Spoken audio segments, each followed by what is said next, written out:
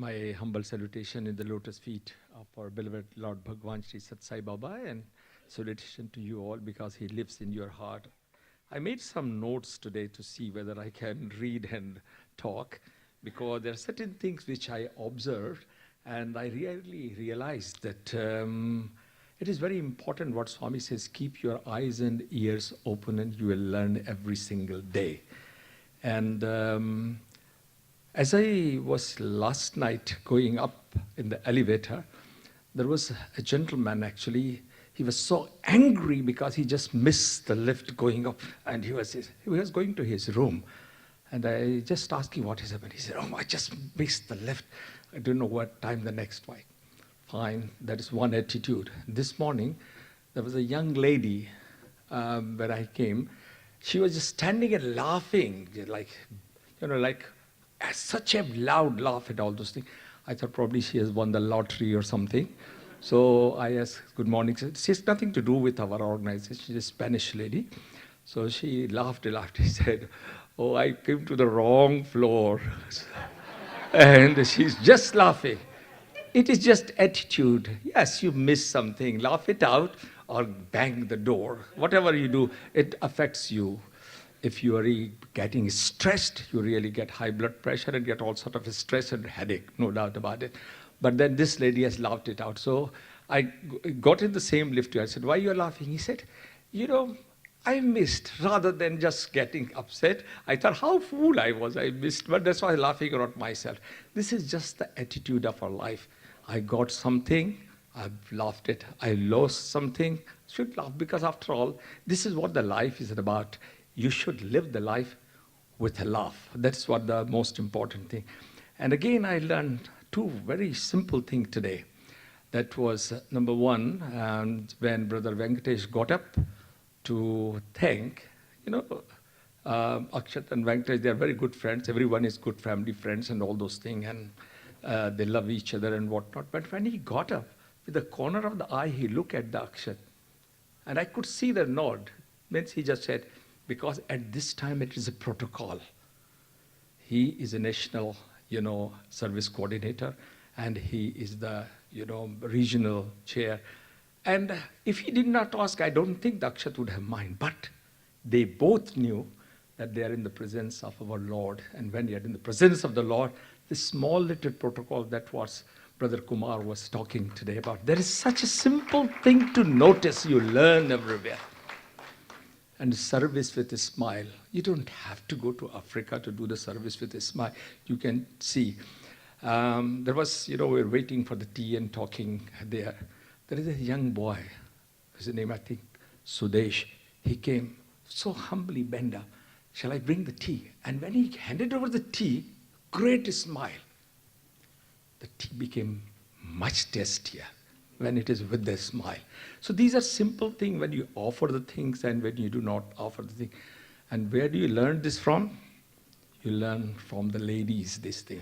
Even if they are angry that you have invited somebody at house and they didn't want that person to come, but when that person comes, "So you have come, please do come inside." And see, this is such a wonderful things we have to learn. And this is also recognized by the Lord. You know how? We all think that it is a Western thing when we call ladies first. Oh yes, ladies come first. Because I was in army, and it is always the case. My commander, who is a very fearful person, was, after the Kargil war, he was invited us to first time to go to his house for a dinner, and we were all nicely uniformly dressed and everything like that.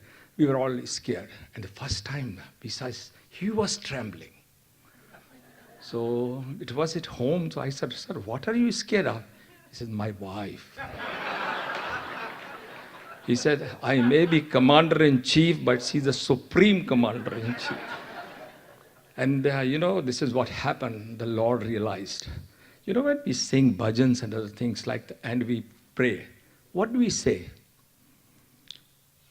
Radha Krishna, Uma Maheshwar, Sita Ram. Try to say other way around. Ram Sita, Krishna Radha, Maheshwar Uma. Doesn't suit well. God said, "You be first." take all the trouble. We are at the back.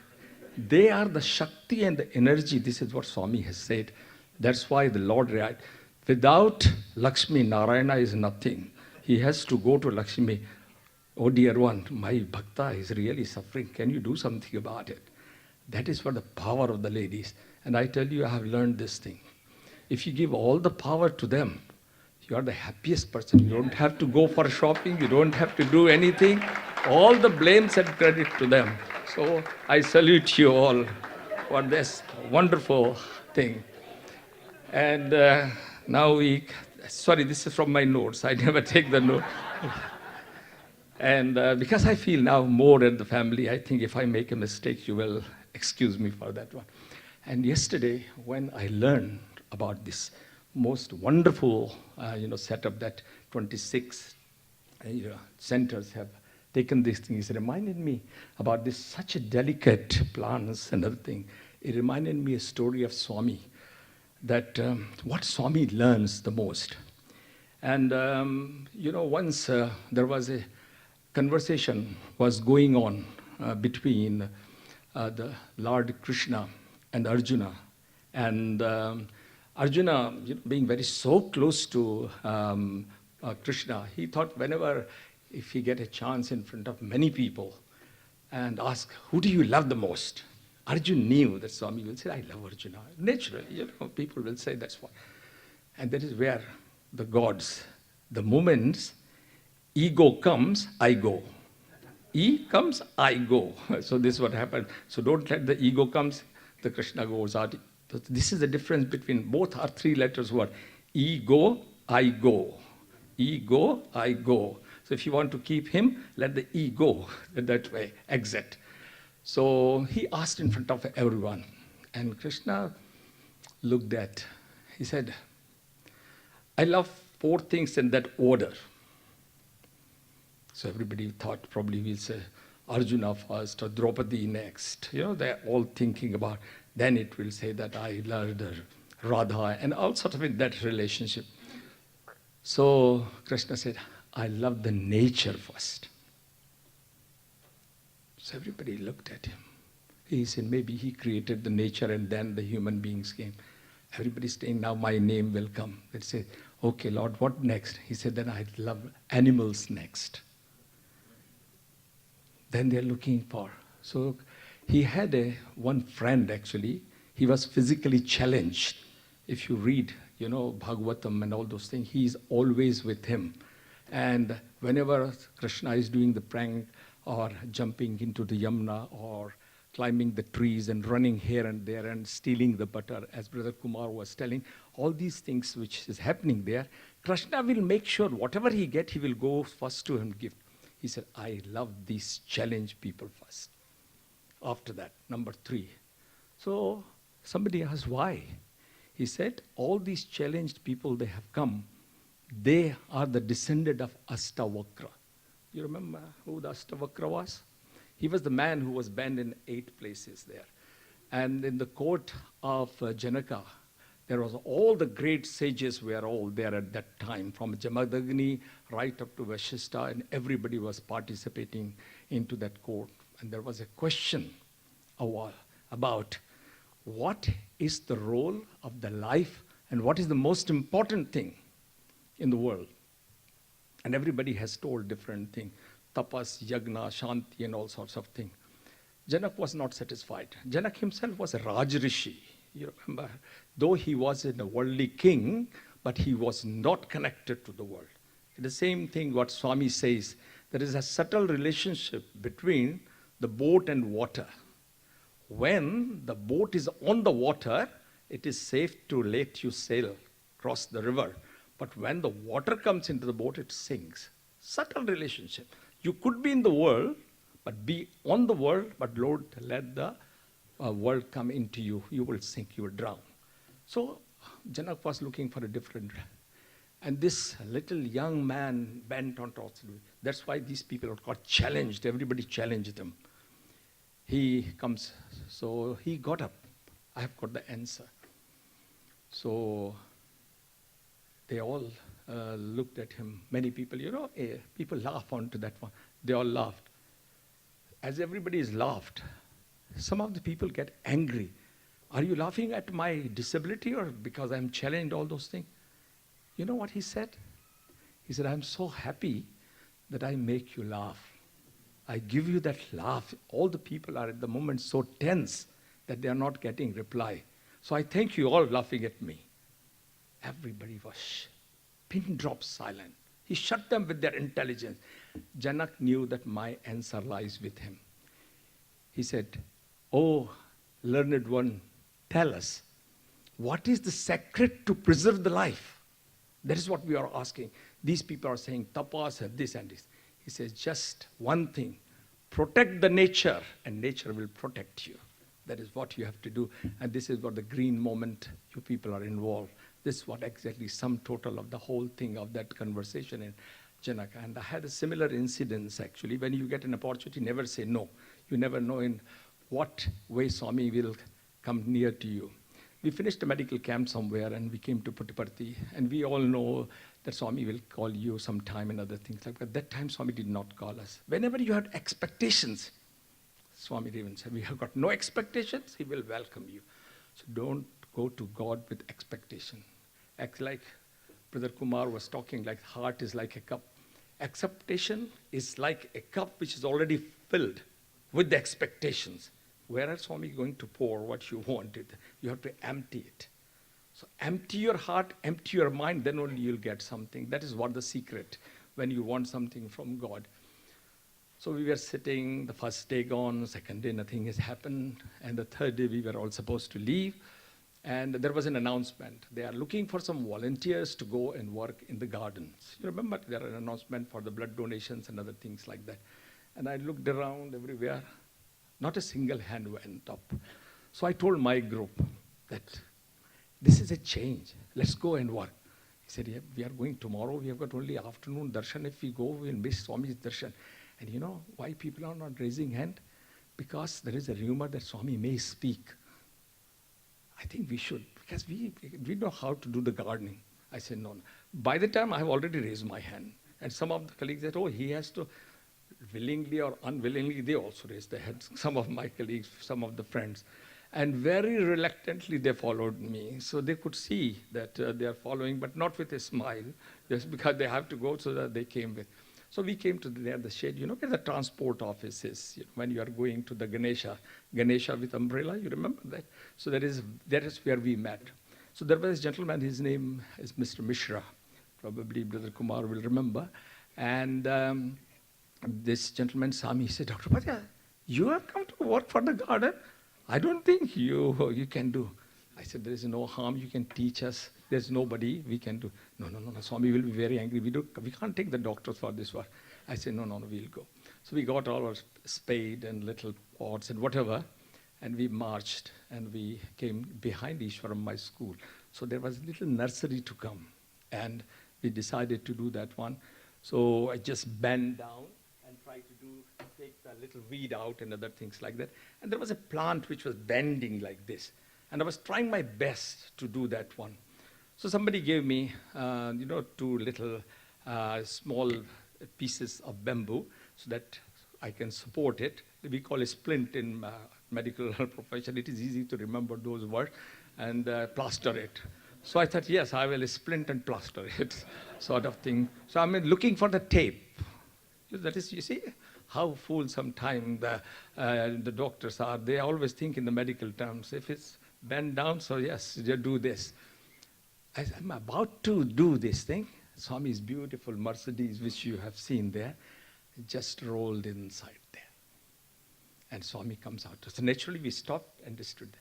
Swami came right there.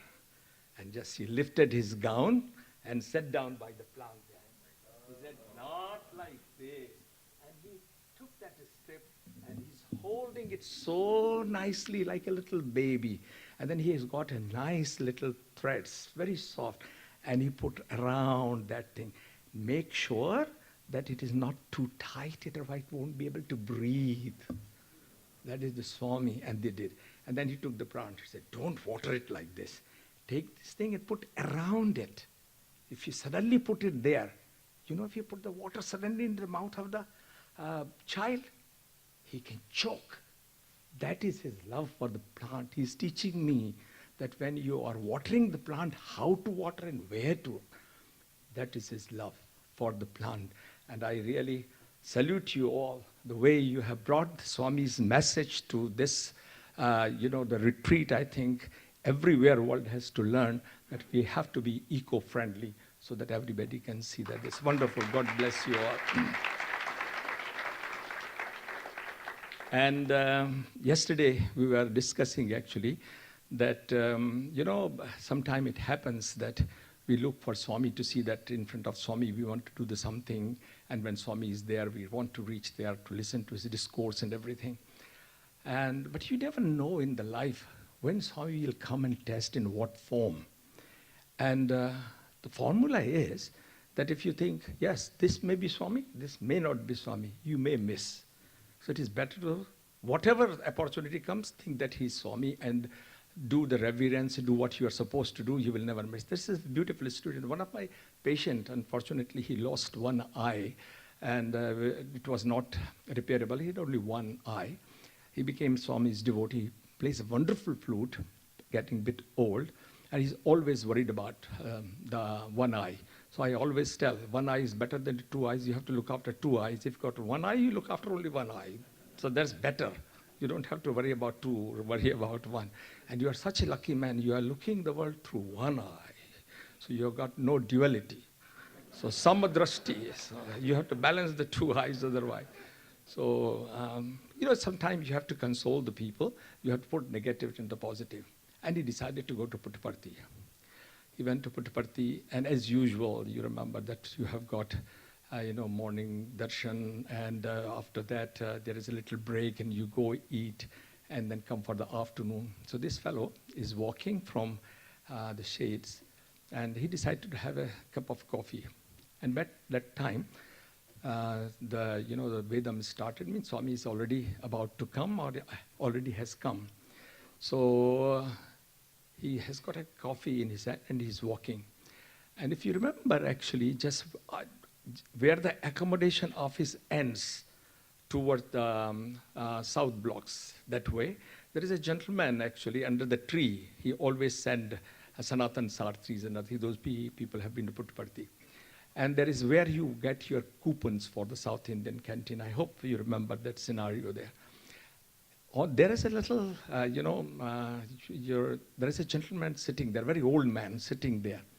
And he said, can you get me some coffee?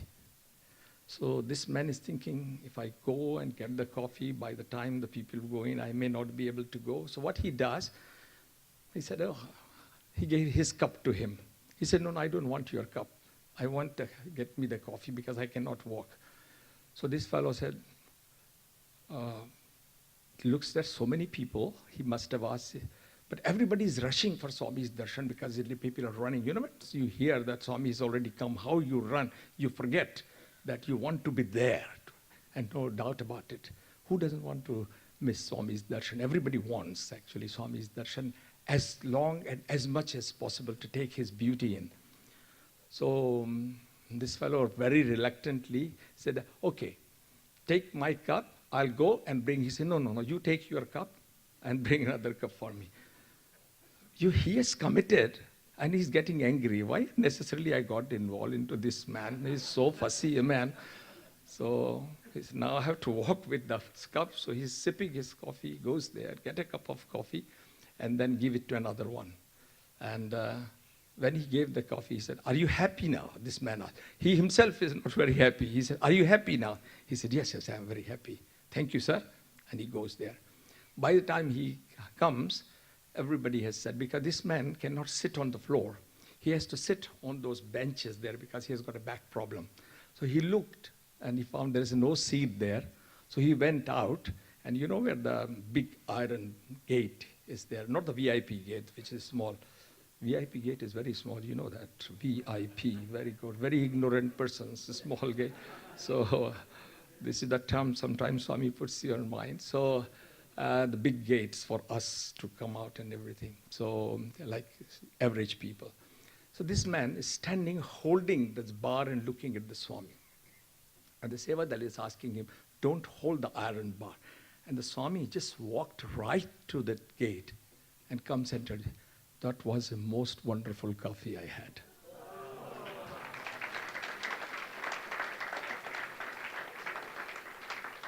You know, I'm trying to put a positivity into that person's mind that he should see the world with one eye.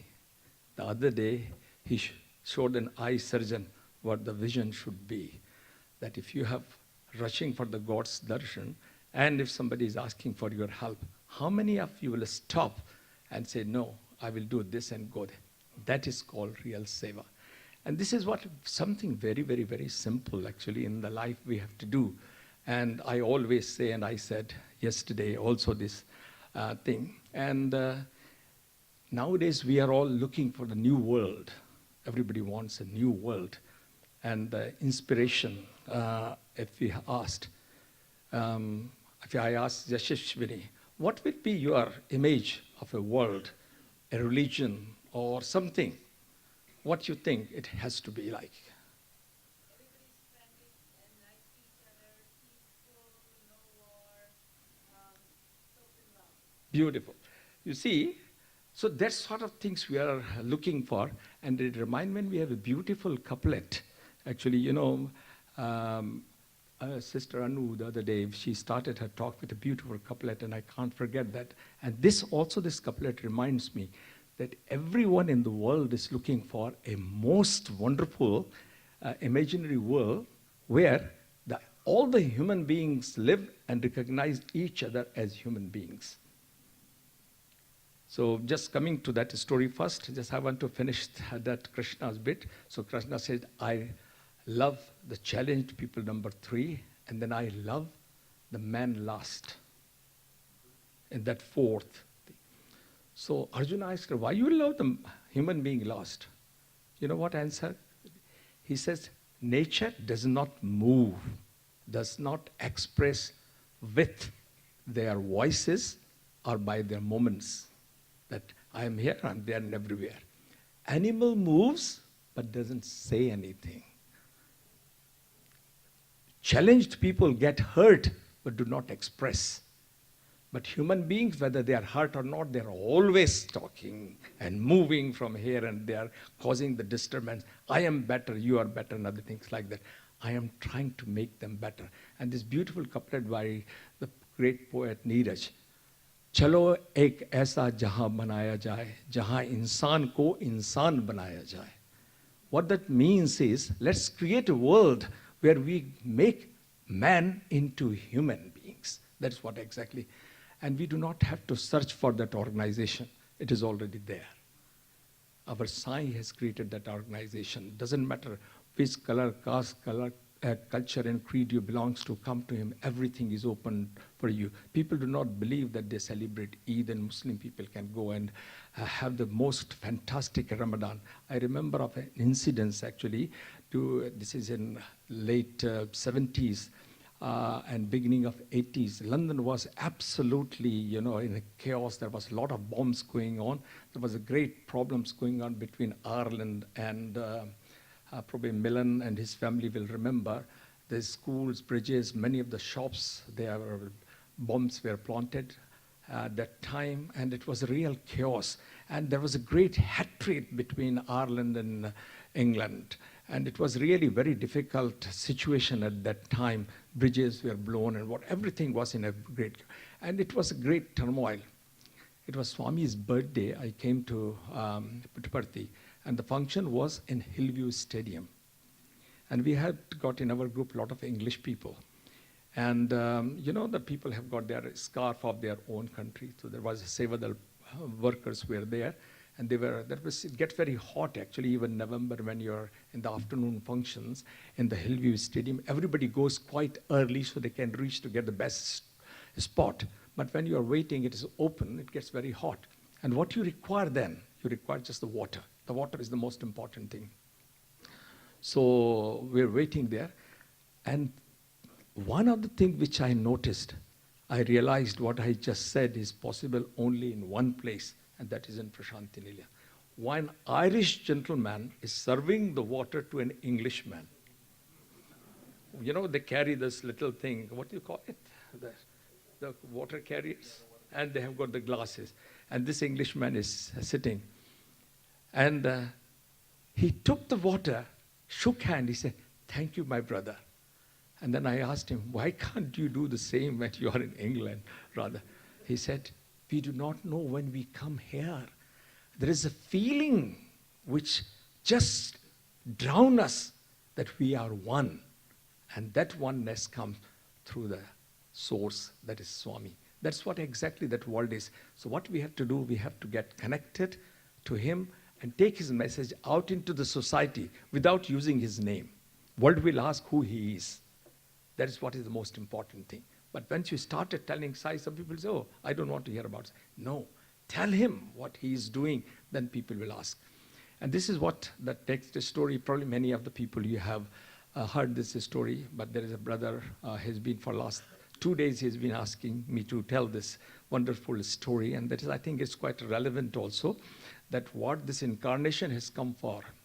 He has come for the transformation. That is his biggest, miracle. People think materializing a ring or a chain or a pendant and all those things.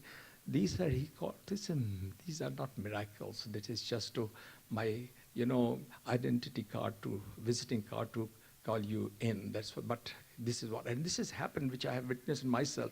I have never seen something happen in 3 seconds to a person who is the most egoistic person I have ever met in my life.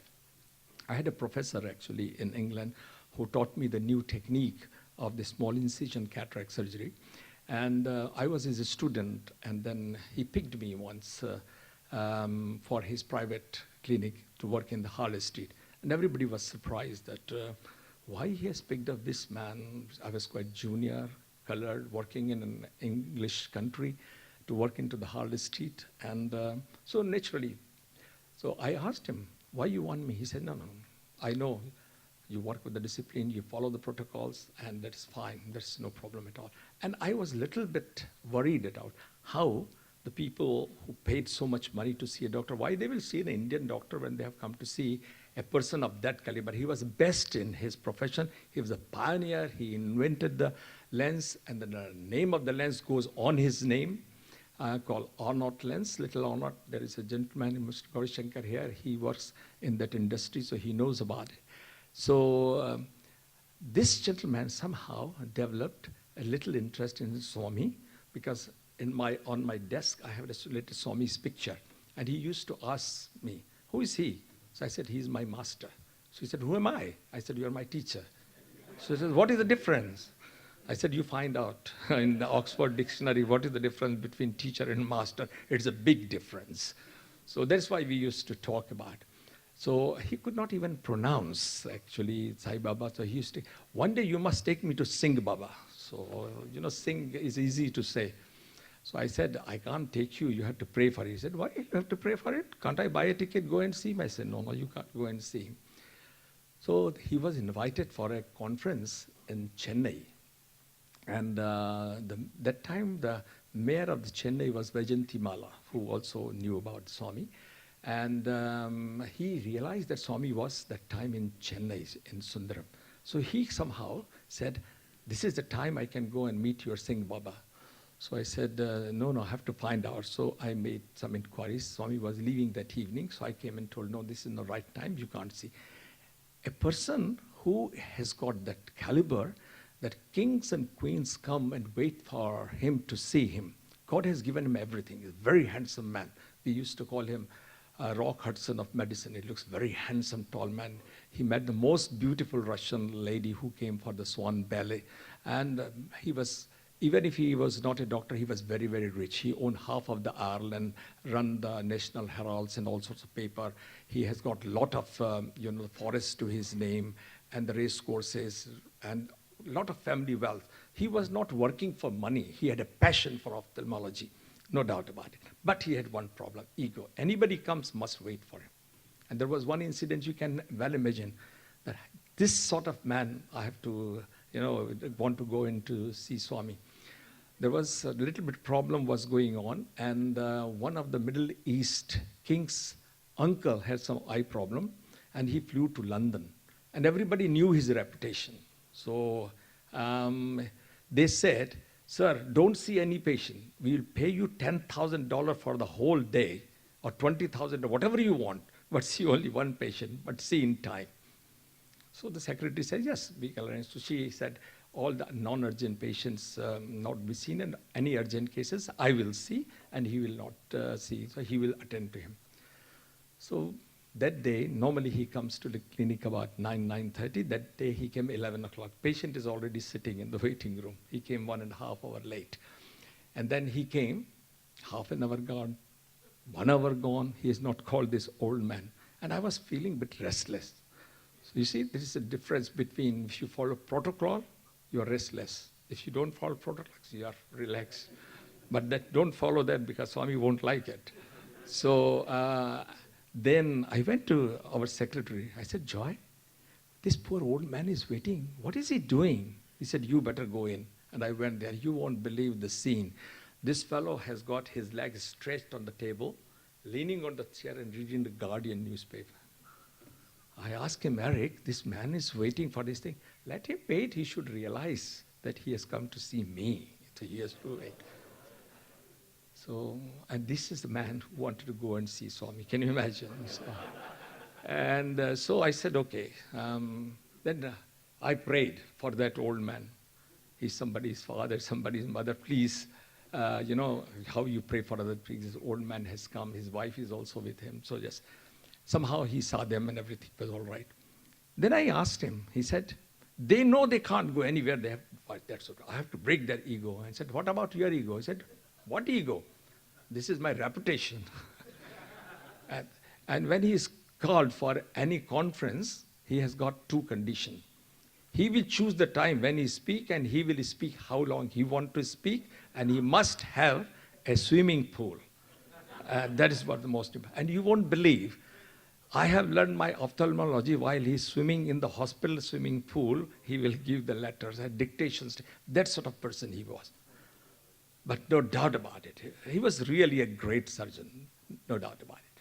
So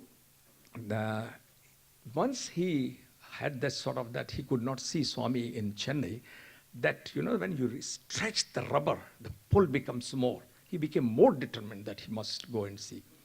Then he got a call to go to Vatican to meet Pope. So he went there with his wife, and he's describing what a wonderful thing. He had a wonderful time with the Pope and whatnot. So he said, now my time has come. I must go to Singh Baba. And that time, our friend here, the gentleman, he arranged a laser machine actually to, you know, sorry, not laser machine, to arrange the sphecoemulsification machine. We were looking for that one. So Swami just called me. I went there, and Swami said, this is the time we should start this new a small incision cataract surgery in super specialty hospital. And it's not because it was modern technology. Swami always has got something much more to that. Because in old style cataract operation, patient has become, you know, they cannot go to work for 3-4 days. You have to remove their stitches. And then there is always question of infection. And these people live in the rural areas where the dust, infection, and everything is there. Swami is so much worried about this poor population. So he wanted to give the best to them so that they do not have to be in the hospital. They can be discharged next day, and they are ready to earn their bread and butter. Look at his vision. That's why he wanted the new technology, so they can be rehabilitated very quickly. That's why.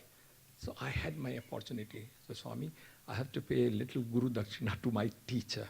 Can I bring him? Swami said, yes, yes, bring him. I know him, bring him. I got the permission from Swami, not realize what to expect. I came and told him, Eric, Swami has agreed to come. So I informed my, you know, the UK chair at that time, his gentleman was named Lucas Raleigh, that I'm taking this professor to Shantiniliyam. So he's, because, you know, protocol, you would inform you're taking him. So he was very happy. And this man became very excited.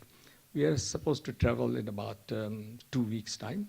So one day I came to the clinic, and on my secretary's table, I saw a lot of liquor bottles, Johnny Walker, Chivas Regal, and this, I don't know the names, but they were all there, and a lot of cigarette packets as well.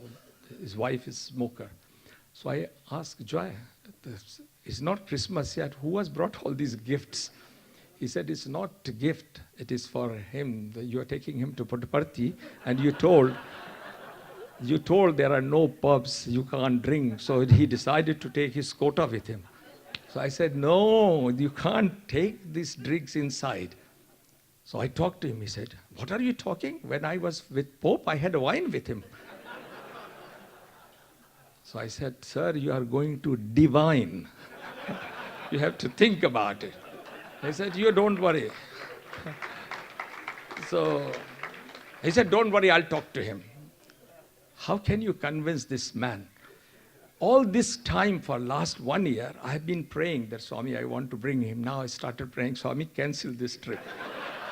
Swami has told Dr. Sathya and everybody there that this is coming, make the arrangements, and the surgeries will be done, and he will teach and everything. So, all the preparations were going on, and there, from deep inside, I'm praying to Swami, Swami, please cancel this trip, because if he goes there with drinks and things, Sevadal will, all the people, they will kill me.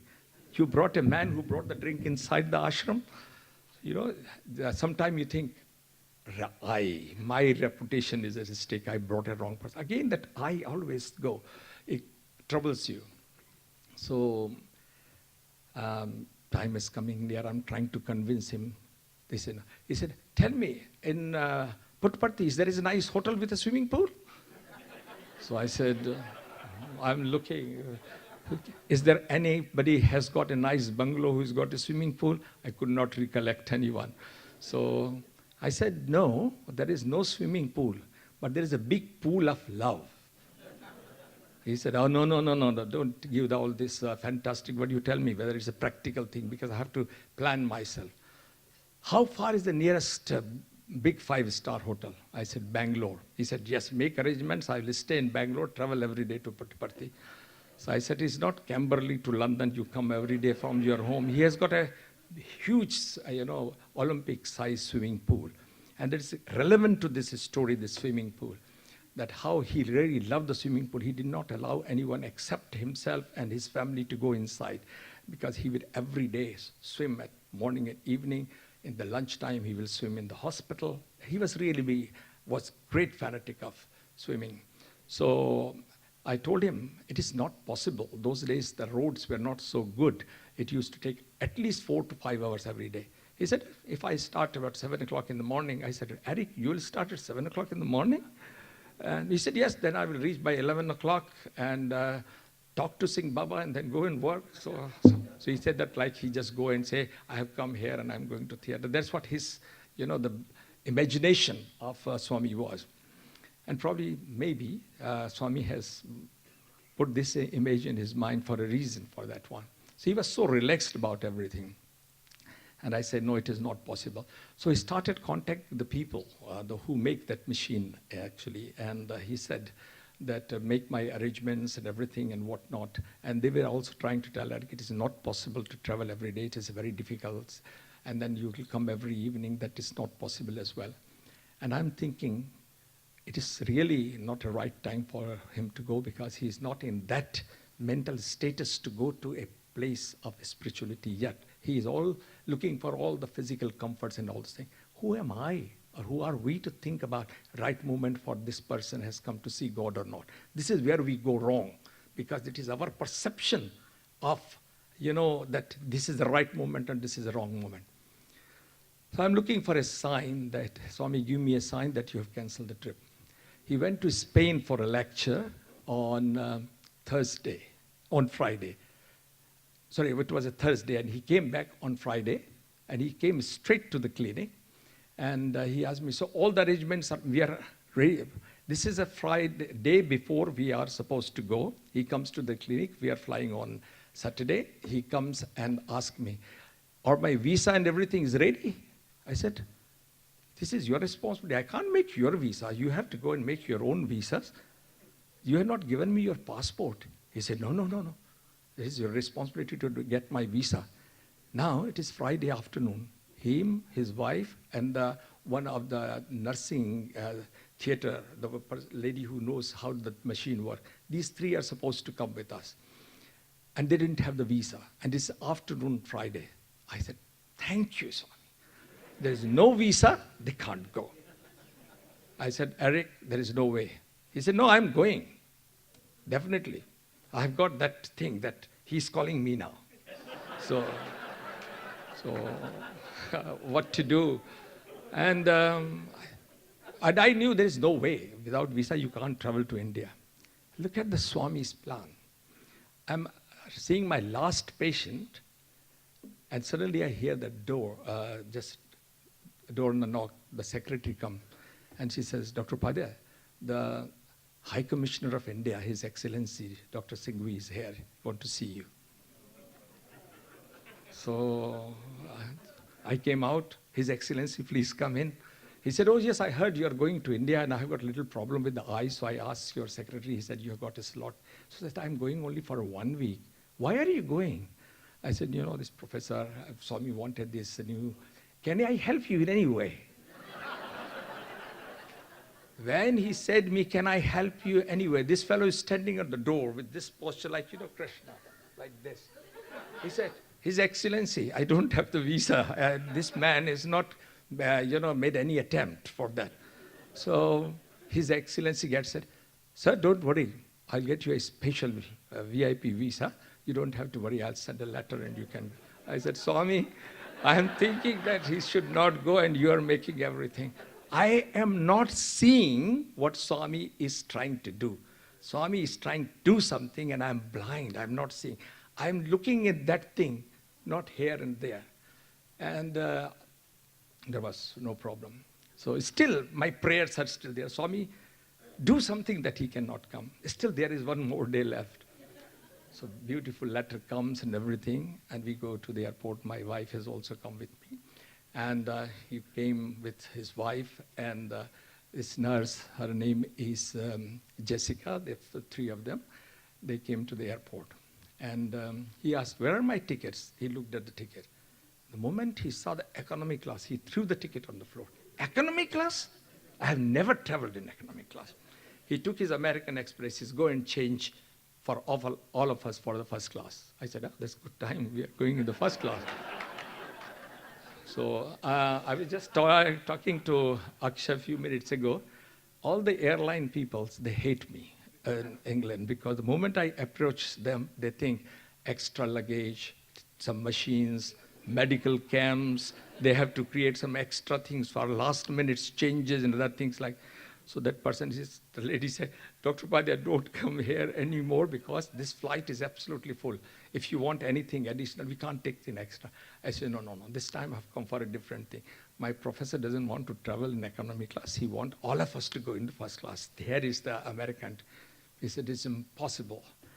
There is a Japanese delegation is going on, and we have just made an announcement that anybody who doesn't want to go, we will give them some compensation and they can go tomorrow's flight. We cannot take any passenger for first class. I said, you have to do this is for, because many of the Indian people know about the Swami even at the airport. So I said, sister, you have to do something. She was a nice Gujarati lady. I said, you have to do something. So she said, it is impossible. There's no way. Tomorrow I can do this, no problem at all. So I said, this is Swami's indication that he should not come. He will not travel in the economy class, and there is no place. So I said, thank you, Swami. Love my uncertainty. This is the climax. So I come and tell him, Eric, you have got two choices. You have to come in economy class, otherwise we cannot go. No. He just turned that way and asked the person who has came to drop him, take me back to my car. When you get the ticket for first class, let me know, I'll go then. You cannot change the plan. People are already waiting there. I thought I'll just ring them that he's not coming. My job is over. As we are turning, there is an announcement that Dr. Arnott required at the customer's desk. He heard his name. He said, go and see what is the problem. I went there. You won't believe what happened. They say, we just got a message from Bombay Air India office that 3 seats are allocated for these 3 people, and they're taking 3 people down from the plane, and these people will go. So naturally, I thought 3 people, him, his wife, and me. we'll go in the first class. And the nurse will go there. So I said, okay. So they gave me the name. It was not me, it was the nurse. So 3 of them. So they are promoted in the first class. I am still in the economy class. I said, Swami, I realized that my negativity has brought me down from first class to economy class. So no problems. We went up and I went and talked to him. That double-decker, plane. So I went up and spoke to him and told him that let's try our best. You don't think that you have to go and live in the Bangalore. He said, no. I will talk to Singh Baba and he will agree and he will make arrangements to send me every day and whatnot. He still have got thing going in mind. And I'm still thinking that how Swami is, and I'm praying, Swami, this fellow has got this drink, has got this smoke. How I'm going to convince him? Entire flight, I'm just thinking about Swami, how it is going to do, nothing else. We reached Bombay airport. Those days, you have to change that. And the flight is a very inconvenient time, roughly about midnight, and then we have to take a smaller plane to go to Bangalore and then go. Those days, this house, no direct flight. And when we reached Bangalore, I have never seen a scene like that. I have attended so many conferences with him, and in the conference, when you reach to the conference hall, that is our Indian tradition, people will come, give you a flower or garland or all those things. This was a different scenario. The moment these 3 came out, there are 2 beautiful, Indian airline hostess, All India hostess standing with a arati in their hand with the garland. They came and garlanded 3 of them and did the arati for them. And I thought there is a big mistake here because there's a Japanese delegation coming, but he doesn't look like Japanese at all. He's a typical Englishman, 6 feet tall. The Japanese are different stature altogether. How can they mistake? So I asked one quietly in Hindi, you know who is he? He said, yes, he's a professor or not. How do you know he's coming? Because he was not. We were asked just to receive him. And they are taking him to the Maharaja lounge. So, the first class lounge. So as they enter, I want to go with him as well. They stopped me. No, you don't have first class. You can't go in. I said, Swami, what are you doing? I am trying to bring them, and I'm not getting even access to. So he tells them, oh, he is with us, let him come. So first class passenger requesting VIP, so I went him. So jokingly I told, have your quota of drink as much as you want, because from tomorrow you're not going to get anything. He said, look, if he has made the arrangement up to this place, he will do it there as well. I said, Swami, it's up to you, fine. So we just, after about an hour or so, we have to catch another flight. We came to Bangalore. And my dear friend's colleague, actually, Mr. Srinivasan, yes, Mr. Srinivasan, he was waiting for us there from Elcon to receive us there. And as we are waiting at the, the conveyor belt, these people came to help us. He just put another bomb on me. Oh, I did not realize that you have to change the flight. I'm very tired. I'm not going straight to Puttaparthi. I will go to, he asked, Shri, is there any 5-star hotel nearby? I'll go and have some sleep, have a swim, and then go in the morning. When you reach Bangalore, your only one thing has got one protocol. Get anything, taxi, bus, whatever you have to go to Puttaparthi so you don't miss the Swami. That is why you go to India to have your Swami's darshan. And he said, no, I just can't go. Now, what can you do? I can't go. I can't tell him that, okay, I go first and then you come later. And he said, come and meet me at the hotel at 11 o'clock. Which hotel? This Hotel Taj. Where am I going? He's going to Hotel Taj. So this Mr. Srini said, Dr. Upadhyay, we have got a little office, Alcon office nearby. You can go and lie down there till he gets ready.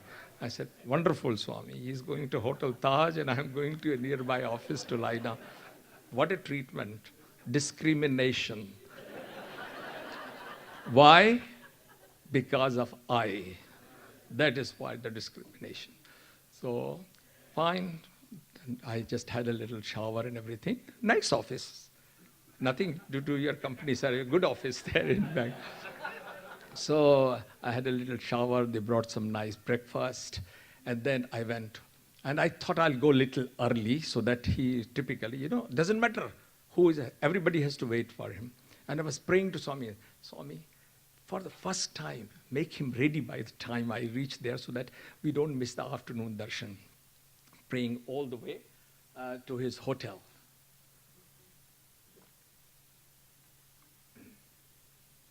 First time the prayer worked. The moment I reached there, he's ready. And the beautiful three-piece suit he's wearing, and got the car arranged courtesy of the Alcon, so that, sorry, I don't have any interest in the Alcon, so I have not. So they came and we came. Near Chikbalpuram, he wanted to have a cup of coffee. So I told him, Swami will forgive me to tell him lime. I said, it is not good to have the coffee on the road because your stomach is not ready for Indian coffee yet. We better go straight, otherwise you may have a tummy upset.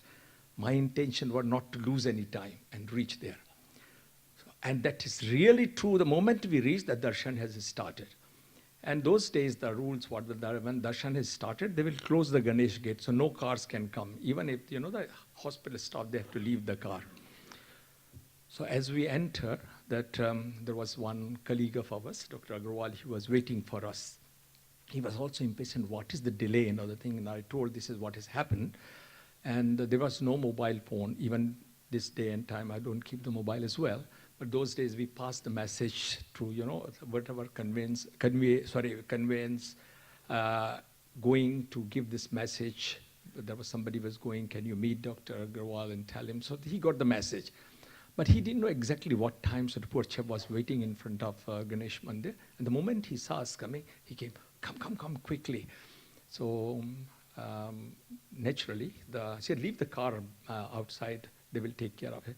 So 4 of us, we came inside. There was his wife was waiting. He took his wife, Veronica, and the nurse on the ladies' side, and we both came inside. This is first time when we entered. Normally when the Swami is out having the darshan, everybody is looking at the Swami. This is first time I saw everybody turn to this strange man walking in three-piece suit. Who is this strange man coming out? Normally you go in kurta pajama or something.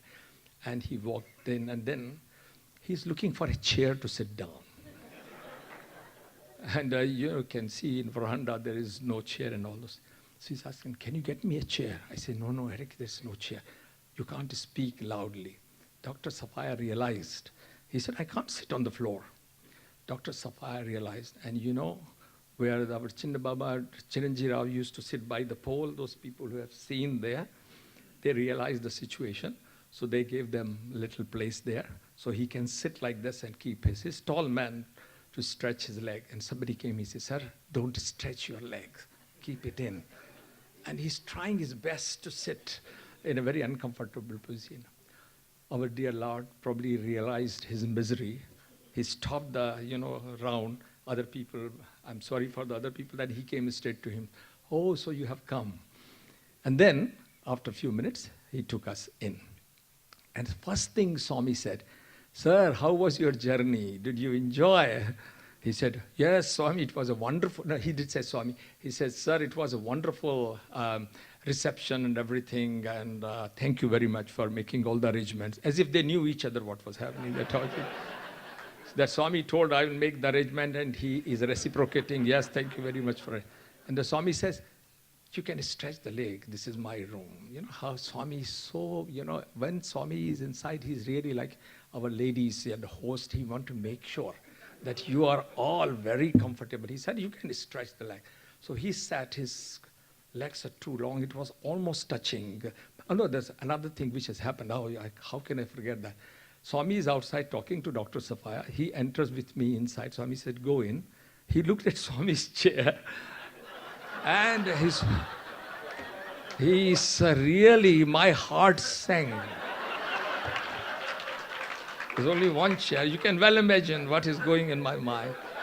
So I say, no, Eric, it is Swami's chair. You can get another chair for him. I said, no, you don't understand. I'm trying to tell him that no. So then Swami comes in, and that's not, Swami goes near. Swami probably knew, so Swami went near. And Swami did not sit down. Swami is standing there. He said, oh, is it comfortable? He switched on the fan. And then by the time I made him sit down, I said, I'll see what can it. So with the great difficulty, he sat by the wall. And when he sat down, his legs are almost stretching up to Swami's, where Swami keeps his feet. And I was feeling very uncomfortable. But Swami looked at me that he didn't like the way I was thinking probably. Then after making everybody comfortable, Swami sat down onto the chair. And that conversation started. This time I want to tell Swami, I'm sitting very close to Swami, next to Swami's chair, almost holding Swami's hand. He allowed me to hold the hand, and I'm telling Swami, I want to tell you something. Swami said, I know. And then he started talking that two more people were in thing, one of the Russian boy and his father. So, and two of us, four of us. So we are sitting there. And that Swami asked something to the Russian boy, how are you, how is studies and everything. And then I got my moment as he turned to the professor, Swami, I just want to tell you something. That time, Swami took his hand from my hand. He said, keep quiet. Look at the Swami's attitude. He allowed me first time to hold his hand. And you see, you have to understand Swami's mood. He let me, when I said, Swami, you want to speak? He said, yes, I know. Once he said, I know, you should understand he knows everything. Second time I said, I want to tell you. He took his hand away. And he said, keep quiet. Then he said, so how was the journey? And as I explained, he explained about the journey and all these things. And Swami said, I am happy that you have come. You are a kind man, work for mankind. That is a mantra he gave to him. You are a kind man, work for mankind. That's how Swami phrased the word. And then he looked at me, that what my reaction. So I again wanted to say, Swami, I want to say something, Swami. Swami literally slapped me. Like, don't speak till I say. Okay, Swami. I will not utter a word, Swami. Now if anything happens, it's your responsibility. I said that. I should have done this before. But till I got a slap, that didn't come out. Sometimes the slap opens your window of the mind. Why I didn't think about, Swami, it is your responsibility, you do. If I had done that thing, probably I could have traveled in the first class as well.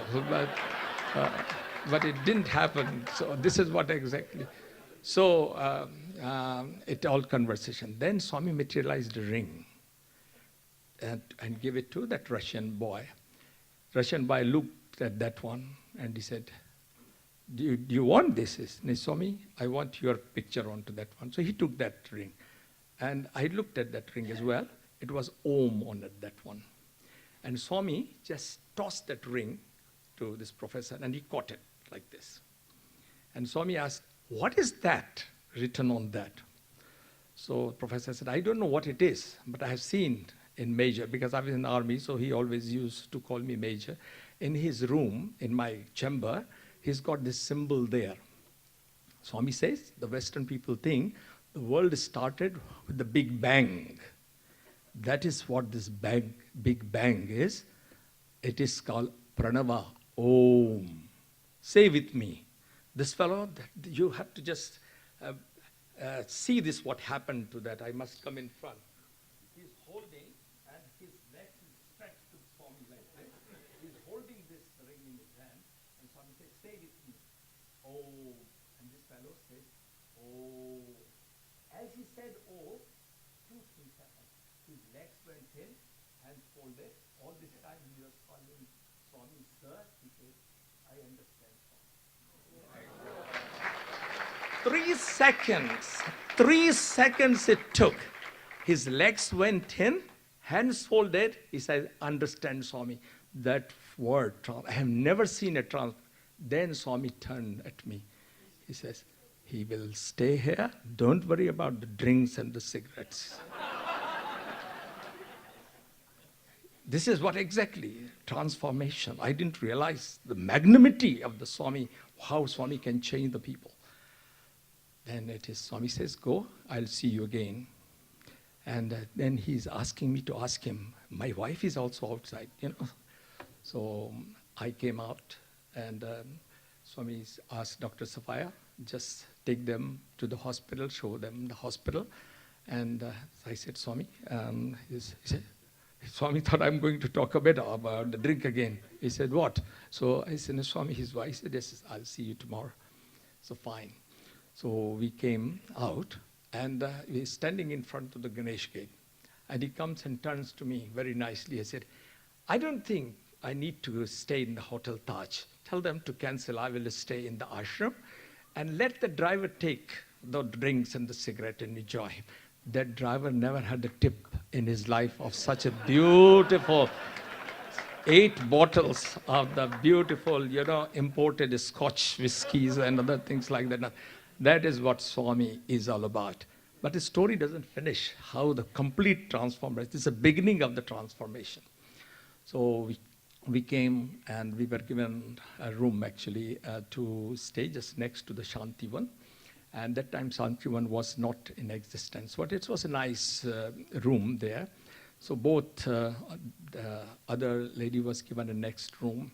I had a place actually already in Round Building. Swami has given during 60th birthday room in the Round Building. So I wanted to be near to, and Swami knew exactly where who will stay. And so they have prepared and everything nicely. A simple room, fan, electricity, and you know the bulb, and 2 beds for husband and wife separately like this. And I went also in. The first thing this lady went, she has never seen a cockroach and lizard together. The moment she saw that, she cried, oh, there's some creatures there. You won't believe what the professor said. He said, my dear, we have to live with everything. Yeah. Can you imagine a man who was like this, will never stay anything less than 5-star hotels? He said, we have to live with everything. This is what the life is. This is what the Swami's transformation is. And then I went out as a fool and got a nice pajama kurta and a Punjabi for her for next morning. And I told Eric, tomorrow morning we'll come 6 o'clock, before probably we'll go. Swami may call us, so be comfortable in this. He said, okay, leave it there. And then they went to North Indian canteen, had something and whatnot. I went about 5:45 to get them, and there, you won't believe, he was wearing another beautiful 3-piece suit again. And the wife, typical dress and everything. I said, Eric, I went all the way in the night to get the nice, relaxing pajama kurta for you. Why are you wearing this such thing uncomfortable? He said, I'm going to see my Lord. When I go to see the Queen, I wear the best suit. If I'm going to see, I have to wear the best. Why should I change what I am? I don't wear pajama kurta. He will tell me off. And I was reminded of a story that we go and change what we don't wear and all those things. This happened with Indulal Shah. Once he was sitting in the veranda, Swami called him for something and he was adjusting his button. And Swami told in front of him, when you do your puja in your room there, you always keep your button open because it is so hot. Why you're doing in front of me here? Swami wants you to be what you are, what I said yesterday. Do not change, go as you are. And when he entered with his wife inside, and Swami said, beautiful suit. You see, it is your intention is important. Do not copy or something. Protocol is fine because we are like, but he was not part of that, gathering at that time. He came for a particular thing that he didn't want to change. And Swami accepted that beautifully for that one. And then Swami called them. So naturally, Swami's sense of humor is great. So this lady wanted to sit down next to her husband. So Swami, when we are trying to sit down, Swami tells her that, London lady, this is not London. Men this side, ladies on that side. So she said, okay, so sit down. And she sat on the other side. And she still had got a little bit doubt about who Swami is and other things. She looking at the Swami very intensely, very religious lady. And So Swami just is looking at her, and he said, very confused with Orthodox Christianity and the Anglo-Christian thing. She opened her eyes. She comes originally from Russia, where there's Orthodox Christians. Even I did not know. And then Swami narrated the entire story about her, that her father was ambassador, which I didn't know about this thing. This is what Swami is there. He waits, like somebody yesterday's discourse at Swami, I think it was Sister Anu, that, the bird Swami pulled in Sai Charitra, it is like that. When the bird is ready to come with the thread, Baba will pull them towards it. These are the people who are in the readiness according to their Sanchit karma. And they became such a greatest devotee. Swami materialized a ring for him, and he said, this ring will tell you in the difficult time to speak to me whenever you want to converse with. And he accepted it, that without anything. When he came back to London, you won't believe that he was so disciplined. 9 o'clock dot, he's there, 9 o'clock. All the patients are seen in the time. So one day, somebody came and asked me, like our colleague, did he have some voodoo or had a magic in India? Is this our same Eric? He's totally changed man. He said, yes, he is really had a magic because he has seen our Lord. And you won't believe, it does not go from, how he has reached forward in such a short time. Both husband and wife, before going to bed, every day they will read one chapter from, Sathya Sai Speaks, from that thing, because they want to know more and more about Swami. And there is one church near Camberley, a place called Borden. It's one of the oldest church there. It is in their village there. So the priest approached them, and he said, it is in a very derelict condition. We want to renovate. Would you help? So he said, yes, do whatever you like. We'll give you the money. So everything was renovated, and the day church was to reopen, the priest came. The last windows are going up. Do you want to thank to anyone that your family has helped, your wife, your mother, father, anybody else? He said, if it does not conflict with European, can you write down on those beautiful stained windows next to the Jesus and Mary's image, love all, serve all. That is the only church in England which has got on the top of hill. Borden is one of the oldest church. This man got the Man of Fame award, and I was with him, San Diego, and we traveled all together, and he was awarded. He went to the stage, and you won't believe what he says. There are 2,000 most prominent surgeons from all over the world sitting there. And he goes for his keynote speech. And he said, I was a wonderful surgeon. I had everything in my life. I met my Lord who make me a real human being. I thank to my Sai Baba. That is how he started his speech. How many we have got the conviction that go to international conference and talk about Swami? We have got two different agendas. When we come into the Sai conference, we just sing the glory of Swami. But when we are in our conferences, we hesitate to talk because it is not Sai's conference. It is different conference. You try to give the logic to yourself. That is what is very important. You have to have that conviction that your achievements and what you have been transformed, you must thank you wherever you are. That is what exactly. And when you achieve, that's what the most important thing. How much time we have? Pretty, yeah. So this takes me to another great story about what should be our expectations. What should be our expectations? Should we ask Swami, Swami, give me this, or Swami, give me that?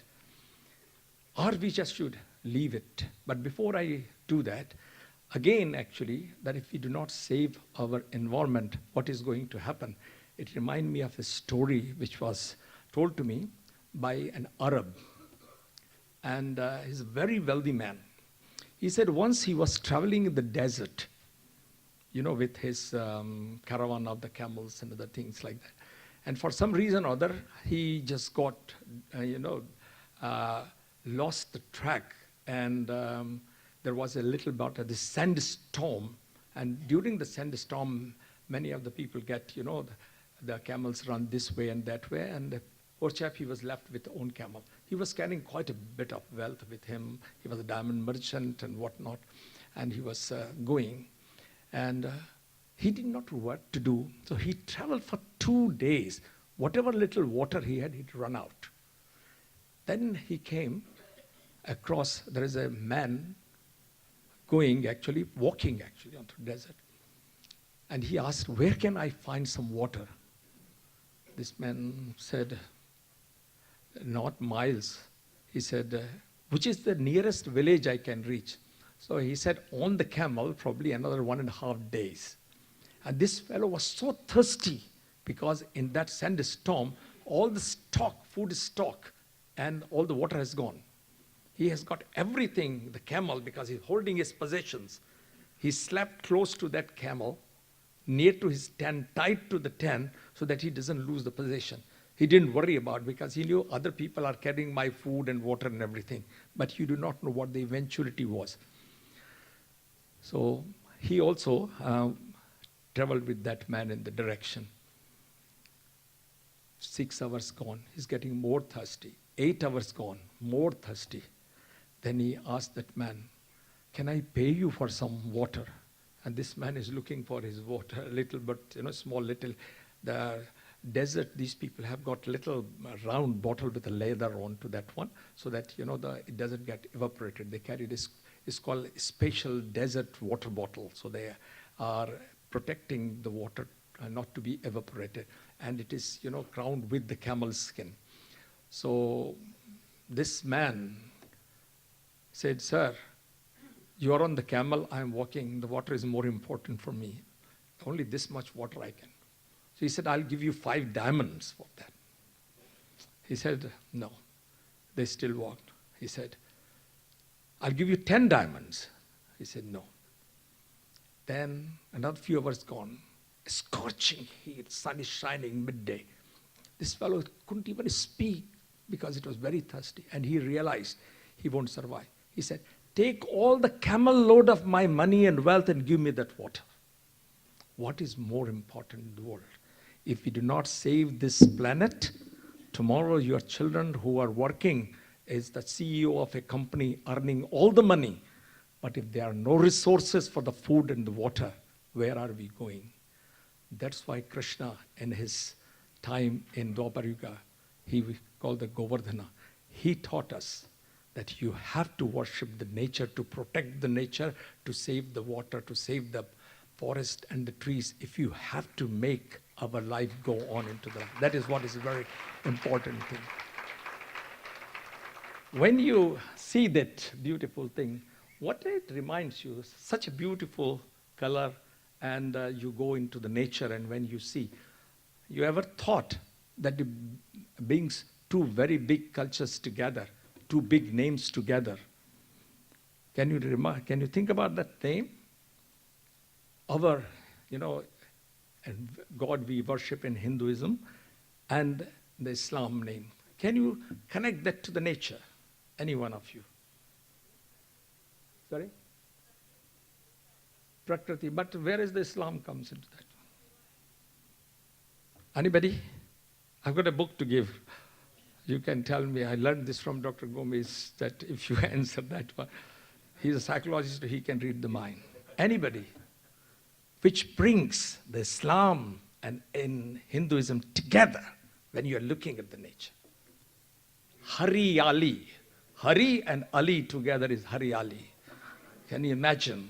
And that is what when you go, it's such a beautiful thing to see that one. If that can come, why can't we work for it? We are all thinking about digging the earth to get the fossil oil. We are making all these wonderful things, the buildings and other things like cutting the forest. Recently, Yashashwini Kram from Bhopal, we went, there was the 50th anniversary of our college leaving. You can well imagine how old I am. So we were taking to a resort to see some tigers. We stayed there for 2 days. You won't believe, I didn't see any tiger there. They took in the tree because, they wanted to see that. When next day I came home in main Bhopal city, there was an announcement was going on. Don't go towards the Chunabatti. There is an area in Bhopal. It's an area which is almost middle of the city in Arero colony there. Because there are 4 tigers, 1, 2, and 3 forts there in the city. So make sure those people who do jogging and walking in the morning. And I'm thinking, I went to the jungle and I could not see any tiger, and the tigers are here. So, my nephew said, no, uncle, it is not there. You remember when you are a medical student here in this Bhopal Medical College, this used to be the jungle. We have taken their habitat. And if they come, we said they should not be there. We should not be there. Rather, they should not be there. Because we have cut all the forest and all those things. Time will come, then people will pay a lot of money to go and see a tree. It will become the thing of the museum if you do not plant the tree. And that's why when you go to the Puttaparthi, you can see how much Swami has promoted. It's not that in Hinduism we worship the tree. We are not mad to the worship the Ganges and doing the Aarti. We are doing that because they know the water is the source of life. It is a life source. Air, which the plants give us, if it is gone, we will all suffer from what we're talking about, the carbon dioxide increase and what is happening to that. It is our responsibility in the world that we have to protect. So that's why we have to do one thing. Nature first, animals next. Look after the people who are challenged, and then think about yourself that you have the chance to survive or not at that time. We all think about that our children should get a lot of money and have a beautiful thing. But think about great-great-grandchildren, whether they will have the water. You won't believe, first time when I told my uncle that I have to go to the supermarket to get the water, he laughed. He said, you have to get the water you have to go and buy the water? I said, yes, because there is so much impurity. He could not believe he come from the villages. And now it is common thing even in the villages to get the water bottles. That is what is happening. Time is not very far.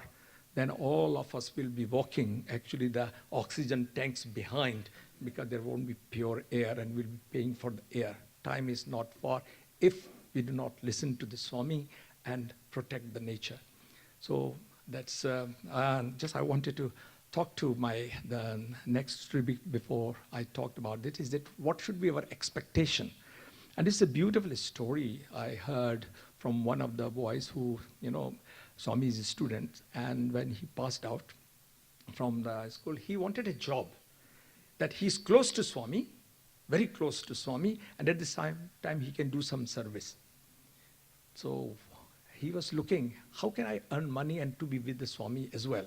And suddenly the idea came, a lot of people come and they don't want to come by the bus because from the airport you have to come to the bus stand, and from bus stand it takes 5-6 hours. Those days the roads were not very good, and the Andhra Pradesh and Karnataka transport, the ordinary buses, not the luxury buses those days. This was the stories in late 70s. So he prayed to Swami, and suddenly an idea came to him. If he had a taxi, he can bring the people, help them, and do not charge them unnecessarily, whatever the genuine, and he will be with his Swami. So he started praying to Swami. Swami, I want an ambassador car, if you can give it to me. He prayed and prayed. You probably heard this story. So he said, Swami, I want an ambassador car. And every single day he will sit in there. So one day Kasturiji asked him, what do you pray every day? He said, sir, I just wanted ambassador car so I can run that. Those days ambassador car used to be a big thing. So weeks gone, months gone, and he's still praying. One day Kasturiji says, Swami, this poor boy is asking, please, and he's got a good intention. Swami says, I know. That's, how Swami is. And these boys keep asking. One day, Swami called one Australian couple who just came from Australia to settle in Prashanti Nilayam. So when they came to Bangalore, they bought an ambassador car, brand new car. And it traveled only 100 miles from Bangalore, from the showroom to their place. And they did not have time to use because there was nothing much those days from your, where are you living in your rooms to the Prashanti and go back. That was the only their routine. They spent about 10 days or so.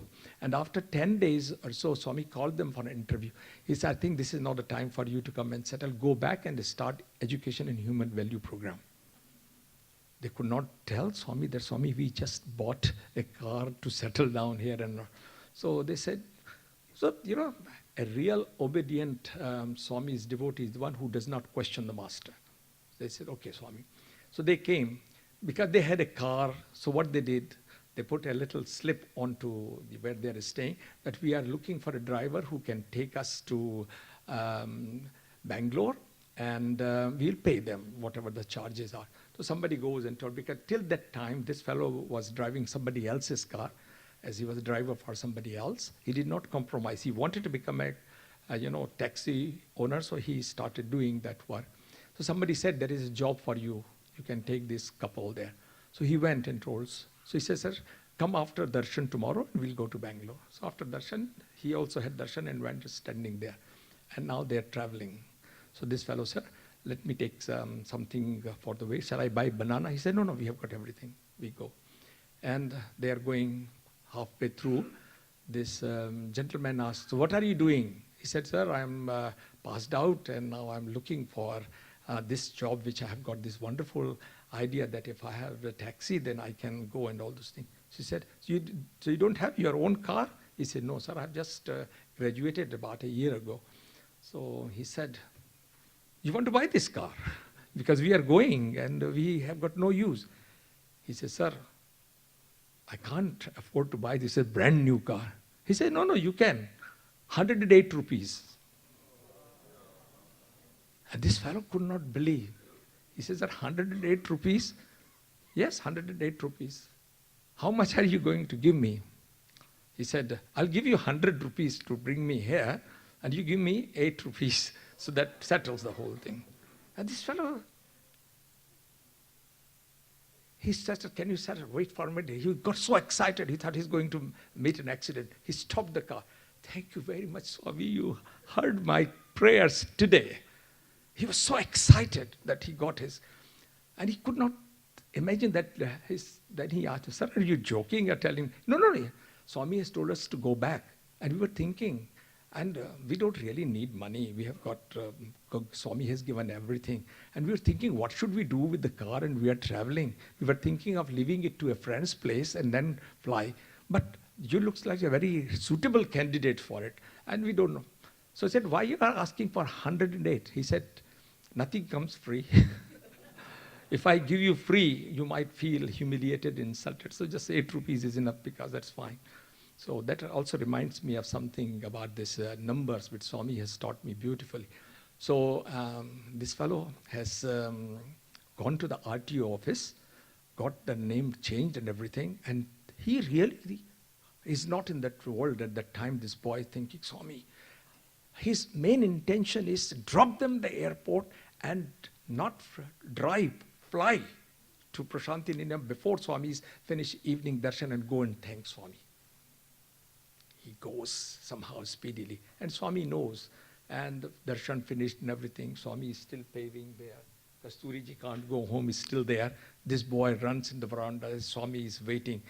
So Kasturi saw this boy with a gleaming face and everything. He comes and he waits there. And Swami said, yes. And he comes, thank you very much, Swami, giving me the ambassador. Swami said, I wanted to give you a Rolls Royce and you asked for the ambassador. You see, we may ask less if we ask, but God knows what is best for you. That's what is something very, very important. This is what we have to learn from Swami. Don't ask for anything. This is absolutely true story. How many minutes? Yeah. 10 minutes. I just wanted to share one story which, continues from Brother Kumar. He sang Brother Ishwaramma's song first, because Ishwaramma brought Swami to this world, and she became the mother of the God. I am also reminded of the similar thing. I was very, very, very attached to my mother, and I learned all my scripture those days. No televisions, no radios anywhere, so we have to sit in the winter around the fire, and mother will tell all the story from the scripture. So I learned a lot from her. So she was my guru as well. I was very attached to her. When she died in 2004, there was a youth pilgrimage for Prashanti Nirmal 2004. And I passed beyond youth. Probably I'm in the recircle of the youth. So they asked me that if I can come with them because Swami advised that there should have a medical camp there. And they have selected few villages around the Puttaparthi and also in the Kadri, in the hills, beautiful hills you see there. So I was very sad that time because I lost my mother, but I said, this is the best way that if I go to the medical camps. But my mother is all the time because I just could not bear that, that she lost. And it is what has happened actually. I was with her and she went all over the place with you. We were looking for her, starting a charitable hospital. She traveled almost 100 miles with me 2 days before. And I left on Friday. She wanted to come to the airport near Indore. I told it is too far. You have already very tired. She was almost 95. He said, it's up to you, that's fine. And I did not bring. I reached on Saturday morning. I said, I've reached home. She said very happily. And it was Navaratri time. She was doing the prayer and just she merged into the God, just like that. And I felt so bad. If I stayed another day, I could have seen her. But I had to go back for the last rite. And, I could not see physically there. So that really was hurting me like anything. And I was praying to Swami, Swami, why I did not stay another day, probably I would have been with her, or maybe she would not have died, whatever I was going through. You are in that sort of a sorrow, you might get confused. I said, medical camp is something very dear to me, so I thought probably Swami has given me a chance. Otherwise, why the youth will ask this old man to come for the medical camp there? So we went there, and our first day of the medical camp was in the village where Mother Ishwaramma was born. That was the village. So we went there, like what we do in the morning, Nagar Sankirtan. We did the Nagar Sankirtan. That is like a propaganda. There is a medical camp there. And we went there. And you won't believe this is the first time I have seen there was not a Swami's picture, but it was on Mother Ishwaramma's picture was there. And we all did the salutation. And the person who just, wanted to introduce about the medical camp, the village mayor, he simply said, Swami loved his mother too much, but only he can do what his mother wanted him to do. And he's still doing the same thing. I realized that there is a real message to it. So after the medical camp finished and everything like that, Dr. Goldstein told us that Swami will give the interview to all the youth. There was a big team, so we could not possibly fit into Swami's room. We can all fit in Swami's heart, but not in the room. So we were told to wait for the mandir. And the date was given to us that we will meet Swami on a particular date.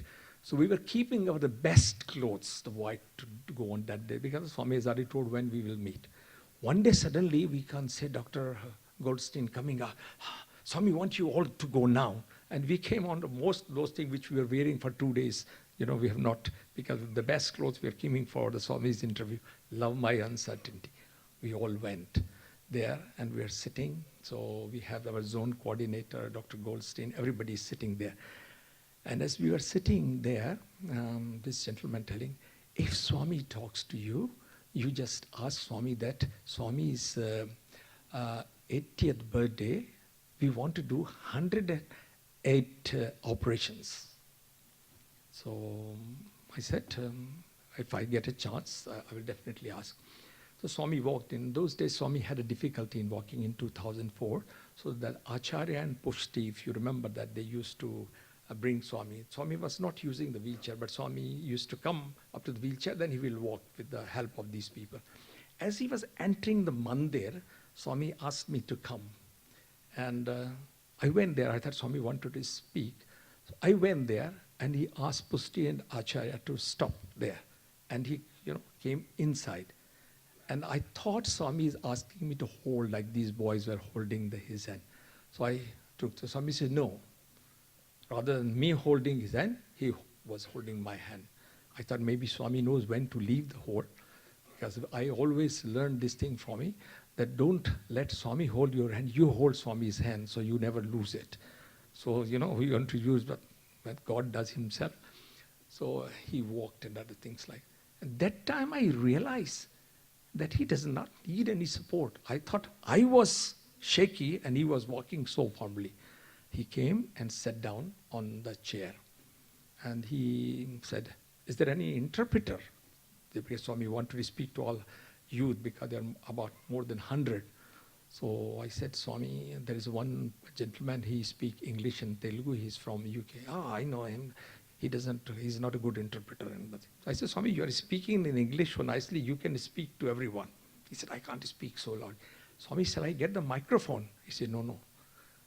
It will disturb the people because, past 10 o'clock, work is going on and Swami is very strict. The loudspeaker should not be disturbing the people when the work is going on." So, normal thing. And at that time, I was still thinking, "Swami, I want to know about my mother. I really miss. This was the question I had in my mind." So I wanted to go back and sit where I was sitting. Swami got hold of my, "Sit down there." I sat down near Swami's feet. And Swami did something most extraordinary. That is what it is. He's omniscient, omnipresent. And he knows what you are going through. He took his one leg and put in my lap. And he said, "Do it." "Do what?" This is what my mother used to do. Whenever I am with my mother, she's standing on her wooden couch. I sit on the floor. She put her leg and I have to press the leg. That was every single time I went to her. This is what my duty was. And she will oblige me to do that. Swami is asking me to do it. And I really realized that how wonderful Swami. And I was carrying the picture of my mother to give to Swami. Swami took and he said, "Amma is with me. That is Swami's love for you. All my sorrow disappear and everything." That is the beauty of our beloved Lord, that He knows inside out of our pleasure and sorrows and everything. You have to think. And you won't believe, since that time, actually, the joy which came into my mind, and Swami says, "When you look at me, you will see your mother as well." That is what exactly, how compassionate, how loving. This is called one-to-one. And this is the message I wanted to give it to you, that Swami has lost his mother, but when we lose our mother and parent, Swami also get hurt. Because for him, everybody's mother, his mother, everybody's mother is also, Swami's pain. That's what exactly it is. But he give you that feeling that they are with you. So whenever you lose your near and dear one, the message is very simple. Look at the master face and you will find they are there. They have not gone anywhere. He is there. Somebody saying, "Tu pyar ka sagar hai." Mother is nothing but pyar, the love. Where the pyar goes into the sagar and is there. And when you look at the ocean, you can see the images of all those rivers are there. This is such a wonderful thing, actually, to see. Almost time. 5 minutes. I just wanted to, before I finish, actually, that one of the things which I noticed, I'm very bad when I note down the things I can't remember.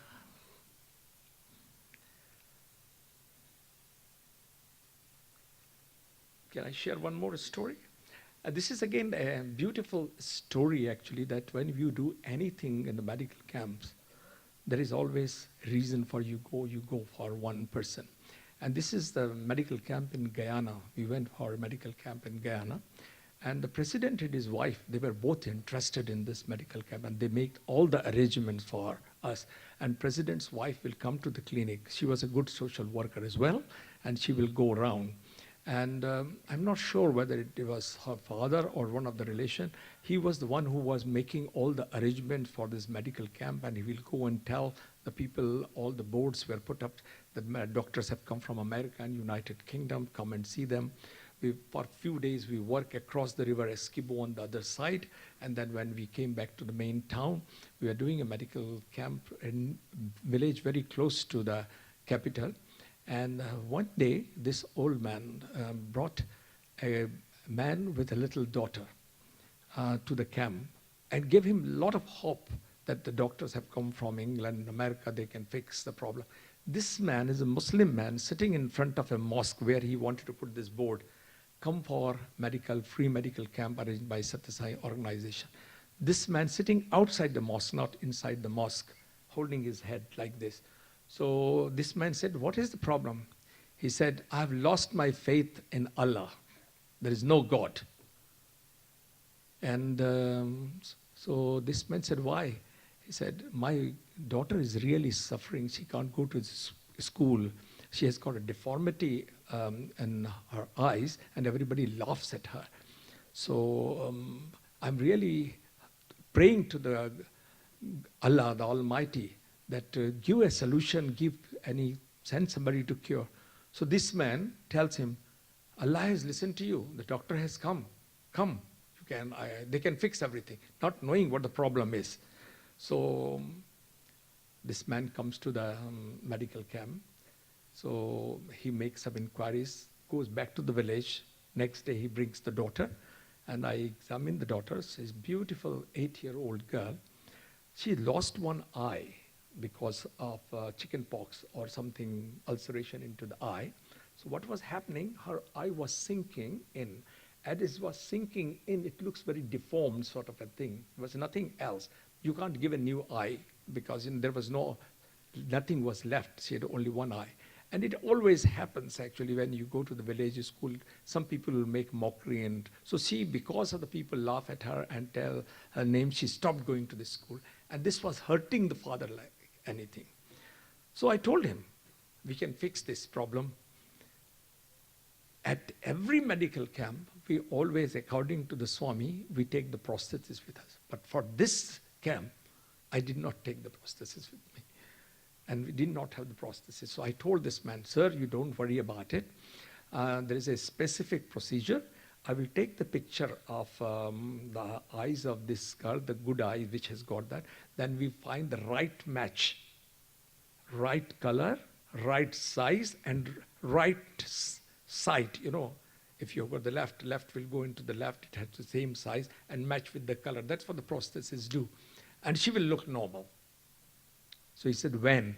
He said, I'll go back to England, send this to one of my colleagues in the main hospital, give you a letter and he will fix.